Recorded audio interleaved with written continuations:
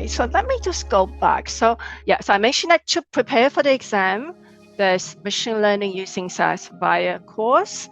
There's a book, so you can click on this link. It will take you to a website. You can get books. There's also sample questions, and I want to talk about this practice exam.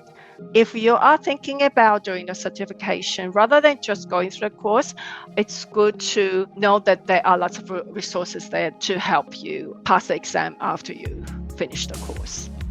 So you can click on this link to register for the free exam. So let me just give you a little bit more information about the free exam. So it's free. So it's a practice exam, but you just have to enroll to do that. You need to activate. You need to have a SAS profile, and you need to activate that the course. And the exam is available for 180 days. I'm sure it's enough for you to go over them. To prepare for the examination. The real exam is 90 minutes long, but the practice exam have no clock, so you can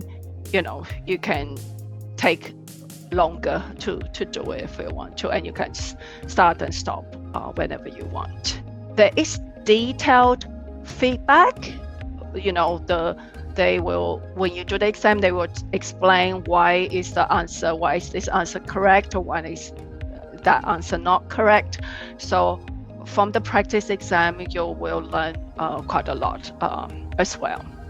Okay, and you can go and review your questions, and you can take the exam as many times as you want. I mentioned that the exam format is multiple choice and short answer questions. So you don't need to go into the software and build a model or do any programs. So it's all multiple choice and short answer questions.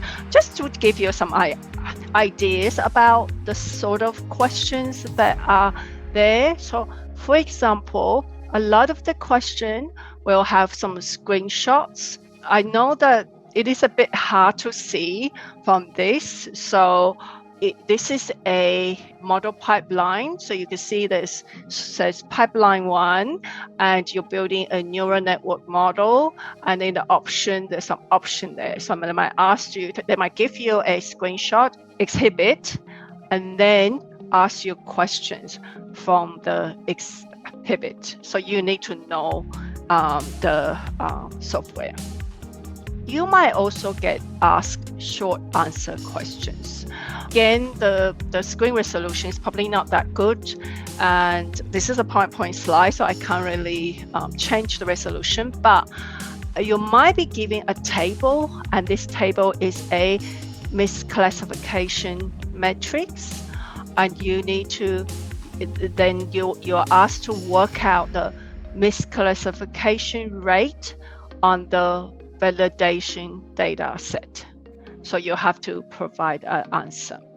You will have access to an online calculator, so you can use the online calculator to work out the answer. So you need to look at the information from the table and then use the calculator. And then, so if this question were in the practice exam, you will see detailed feedback like this. So you'll see, okay, how do we work out the misclassification rate for the validation partition, and we'll tell you what the answer is and the working out as well. So sometimes you might get multiple choice questions that ask you to select multiple answers. So sometimes they will say choose two. I mean, they might say choose, more than one, and I might not specify the number, but you will know if the question you're able to select multiple choice or not, because the multiple choice answers is in a tick box, but the single choice answer is in a radial bar. So in the radial bar, when you click on one answer, when you want to change answer, when you click on a different radial bar, the previous radial bar is deselected. So it's not selected anymore. So in that case, only one answer is allowed. But if you get a checkbox like this, then you can do multiple selection. So in this practice question, you are given, choose two. So you have to choose two answers. And there's detailed explanation about, what are the correct answers. Okay, so this is the sort of question that you might be asked.